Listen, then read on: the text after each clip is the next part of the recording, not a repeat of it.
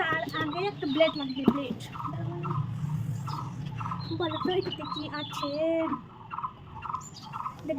তুই তো সবাই বুঝবে কি আছে, আমার মতো তো আর গাথা না সবাই। এটাকে আমি কাইটে বের করি। দাঁড়াও দাঁড়াও দাঁড়াও দাঁড়াও, একটু অপেক্ষা করো, মানে একটু অপেক্ষা কর, তুমি দেখবি তো, এত তাড়াহুড়া করার কিছু নাই। আর তোমরা ভাবতেছো যে আমি এইভাবে আবার পার্সেল আনবক্সিং করার ব্যাপারে এরকম ভিডিও এখানে কি সব না, কিন্তু আমি কোথাও গেছিলাম, এটা এখন বলাই যাবে না। তো প্যাকেজিং টানটারা, বলো তো এটা কি? যাই হোক,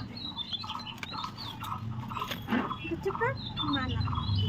এটাকে ও বাবা রে, এভাবে পড়তে লাগবে।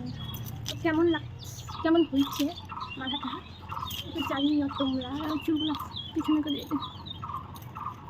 ভালোই লাগছে নাকি?